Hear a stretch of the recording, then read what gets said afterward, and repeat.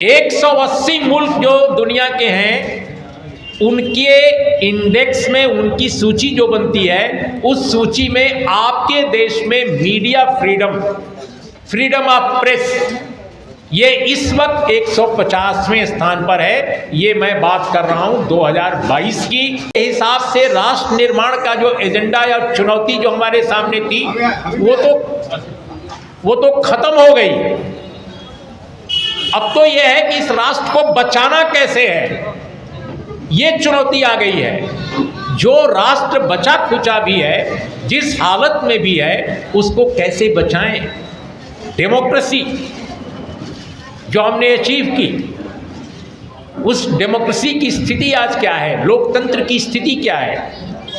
दुनिया के पैमाने पर 180 देशों के इंडेक्स में, सूचकांक में भारत में जो प्रेस फ्रीडम है, जो डेमोक्रेसी का एक बहुत महत्वपूर्ण कंपोनेंट माना जाता है, वो 150वें स्थान पर है। 180 मुल्क जो दुनिया के हैं उनके इंडेक्स में उनकी सूची जो बनती है उस सूची में आपके देश में मीडिया फ्रीडम ऑफ प्रेस ये इस वक्त 150वें स्थान पर है। ये मैं बात कर रहा हूं 2022 की। और क्या ठिकाना कि 2023 में जब ये इंडेक्स फिर से रिलीज किया जाए। ये हर साल एक बार रिलीज होता है, हर साल। और इसमें दुनिया भर के विद्वान, sociologist, anthropologist, media expert, historian और रिसर्चर ये सब मिलकर करते हैं। और इसका हेडक्वार्टर पेरिस में है। और वहाँ से ये तमाम देशों में रिसर्च करके ये इंडेक्स तैयार करते हैं। तो इस बार हमको 150वां स्थान मिला। एक ज़माने में 120 था, 121 था, 130 हुआ, 131 हुआ, 2022 में 150। अब 2023 में क्या होगा, क्योंकि 2024 में कुछ होने वाला है। इस देश में बहुत बड़ी घटना होने वाली है।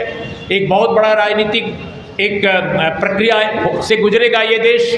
तो क्या ठिकाना कि 2023 में मीडिया की जो थोड़ी बहुत सांस है, वो पता चला कि 180 मुल्कों की सूची में हम 170-75 पर पहुंच गए। कोई ठिकाना नहीं। हम नहीं चाहते कि ऐसा हो। हम चाहते हैं कि 150 से फिर हम और थोड़ा नीचे आ जाएं। लेकिन ऐसा क्यों हो रहा है? ये सिर्फ मीडिया की फ्रीडम या एक फ्रीडम और फ्रीडम ऑफ एक्सप्रेशन का मामला नहीं है। आप HDI में कितने स्तर पर पहुंचे हैं? ह्यूमन डेवलपमेंट इंडेक्स ये क्या होता है? ये होता है दुनिया के जितने मुल्क हैं सब मिलकर उनकी जो अपनी कमेटियां हैं, उन कमेटियों की तरफ से यूनाइटेड नेशन, ये कोई NGO नहीं है, बहुत बड़ा ऑर्गेनाइजेशन है जो तमाम दुनिया के देश मिलकर बनाए हैं।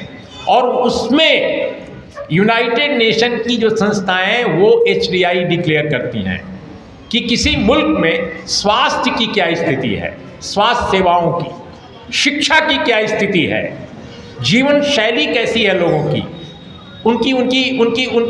उनका जीवन कितना लंबा चल रहा है, खुशहाली कितनी है।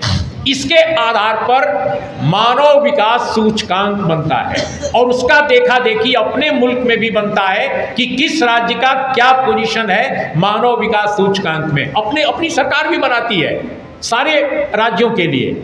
तो पूरी दुनिया में जो HDI बनता है उसमें भी हम फिसड्डी हो गए हैं। हाल के 8 वर्षों में लगातार फिसड्डी होते जा रहे हैं। लेकिन आवाज आती है कहीं से कि हम तो विश्व गुरु बन रहे हैं।